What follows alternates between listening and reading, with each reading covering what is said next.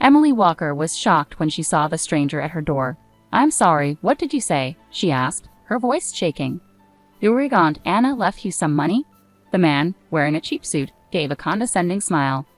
"Yes, that's right. It turns out your aunt was actually quite rich, even though most people didn't know. It's funny how old people can surprise us, isn't it?" Emily laughed in disbelief. "Rich? You must be mistaken. She lived like she had no money at all." "Well, whether you believe it or not," the man said with a shrug, "you need to be at the reading of her will this Friday at 3 p.m. at McGrady & Sons Law Offices downtown. Don't be late." He tipped his hat and walked away. "Wait," Emily called out, but the man was already hurrying to his car.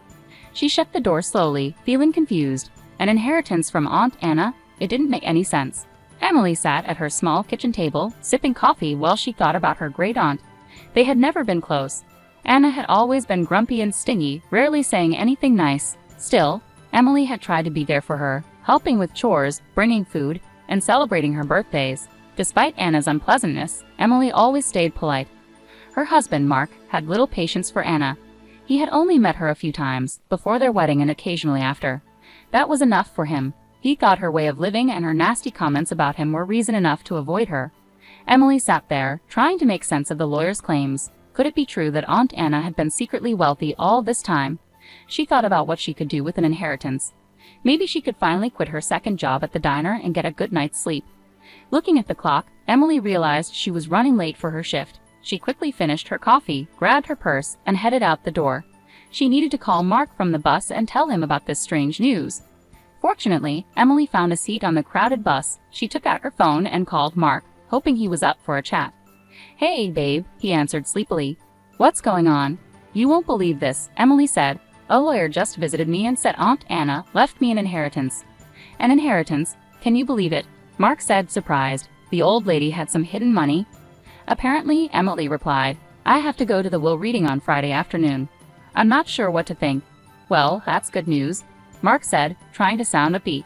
"Maybe you can finally take a break from work. You really deserve one." Emily gave a sad smile. "If only it were that easy. We'll see. How are you feeling today? Any news from your mom?" Mark's mother, Linda, worked at Mercy Hospital and was trying to get him seen by specialists for his ongoing health issues. Mark's condition made it hard for him to keep a job, and he often ended up in the ER due to panic attacks. Emily had been working extra hard to pay for his costly vitamins and supplements. "Oh, just the same," Mark said with a sigh. "Maybe it's time to accept that I'm just going to be like this. Having a baby might be a bad idea with my health." Emily felt a pang in her heart, thinking about their plans to try for a baby this year.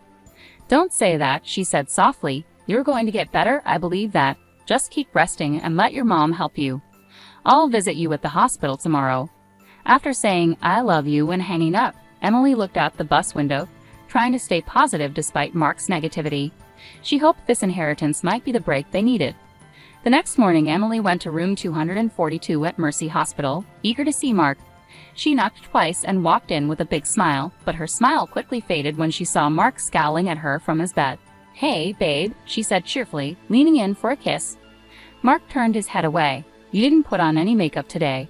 Seriously," he complained. "Every other wife on this floor looks like a model and I get stuck with a mess." Emily felt hurt. "Mark, how can you say that? I'm exhausted from working so much. I barely have time to—" Yeah, you're a big martyr," he interrupted. "I get it," Mark said, cutting her off and waving his hand. "When's that inheritance money coming in?" "Hopefully soon, so you can actually make yourself look decent." Emily fought back tears and quickly left the room. She walked down the hallway and sat on a bench near the elevators, feeling defeated. Was this really what her marriage had become? As she sat with her head in her hands, she overheard two male patients chatting nearby. "I told my wife I had to stay here for tests this weekend," one said with a laugh. "Seriously? I've got a poker game with the orderly and enough booze for a party." "Same here," his friend replied with a grin. "What they don't know won't hurt them. They think we're saints for being here." Emily felt sick. Was this how all men acted behind closed doors? She shook her head, telling herself that Mark wasn't like that. He was just grumpy from being stuck in the hospital. Taking a deep breath, she dried her eyes and stepped out into the sunlight. Tomorrow was the big day, and she needed to stay focused. Friday morning was clear and crisp. Emily woke up early, determined to clean the apartment before Mark came home on Monday. She still found it hard to believe she might be getting an inheritance. Her family had never had much money, but maybe this was the fresh start they needed. She arrived at the lawyer's office an hour early and was greeted by a friendly receptionist who led her to a plush waiting room. "Coffee?" the young woman asked. "Yes, please," Emily said, grateful. She settled into a fancy emerald green armchair, which likely cost more than her entire living room set. Just as she was adding cream and sugar to her coffee, her cell phone began to buzz nonstop. "Mark, let me guess, you're calling to find out how big the inheritance is," Emily answered, rolling her eyes with a smile. "Oh, yeah," Mark replied. "Can you blame me? This is a big deal. What's the news?" "I won't know anything for at least another hour," she said patiently. "I promise you'll be the first to hear when I have the details." As the minutes went by, Emily grew more anxious. What if the inheritance was a huge amount? What if it was just a small sum? When her name was finally called, her heart raced. "Miss Walker, please come with me." The soft carpet muffled Emily's footsteps as she was guided into a grand office lined with law books. An older man in a three-piece suit stood up from behind a large oak desk to shake her hand. "Miss Walker, I'm Bernard McGrady. I'm glad you could come today." "Thank you for having me," Emily said, taking a seat across from him. "I have to admit, this is all a bit overwhelming. My Aunt Anna never talked about her finances." Mr. McGrady chuckled. Yes, she was known for being quite frugal. "But I can assure you, your great-aunt Anna had a significant fortune."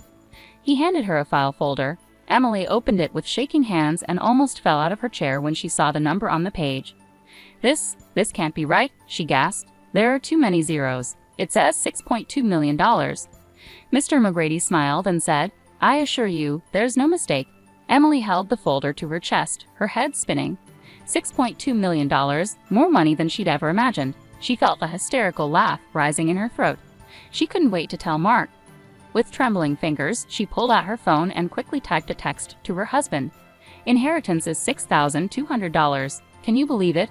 In her excitement, she didn't notice she'd left out the last three crucial zeros before hitting send. Unable to stay any longer, Emily made a quick excuse about needing to process the news and hurried out of the office, clutching the folder with her new future in her arms.